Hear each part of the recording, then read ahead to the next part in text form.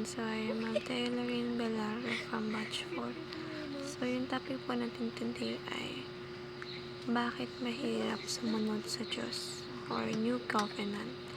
At ang scripture po ni binahagi sa atin ngayon ni Pastor Russell ay matatagpuan sa Jeremiah 31. Jeremiah chapter 31 verse 33 to 34. Basahin po muna natin yung concept ng New Covenant. New Covenant. The New Covenant is God's promise to save His people through Jesus Christ. Unlike Old Covenant of laws, the New Covenant gives us new heart, forgive our sins, and helps us obey God through the Holy Spirit. It is the better covenant, sealed in His blood, where the Holy Spirit is given to believers to transform hearts and empower holy living.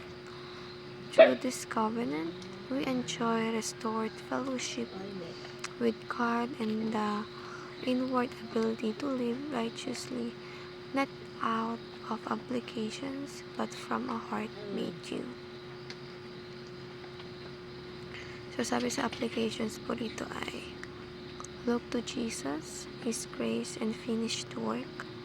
Listen to the Holy Spirit for daily obedience and live a holy life empowered by a Holy Spirit.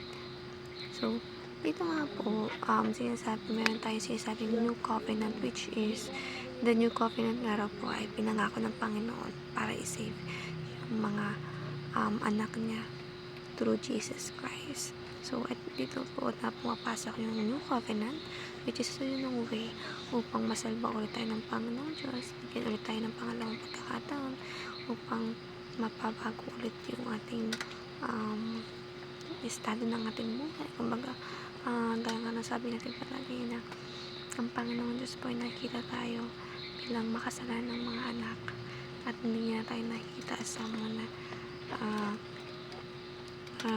anak niya like ganito. Pero through Jesus Christ, siya yung nagsalba sa atin. O siya technically, ang Panginoong Diyos pa rin naman ang sumalba sa atin. Kasi siya pa rin naman ang humanap ng paraan upang masalba tayo sa ating buhay hanggang ngayon.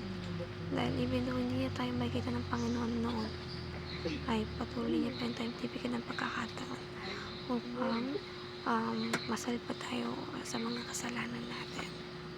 So, sabi nito, applications, look to Jesus, His grace, and finished work. Listen to the Holy Spirit for daily obedience. Live a holy life empowered by the Holy Spirit.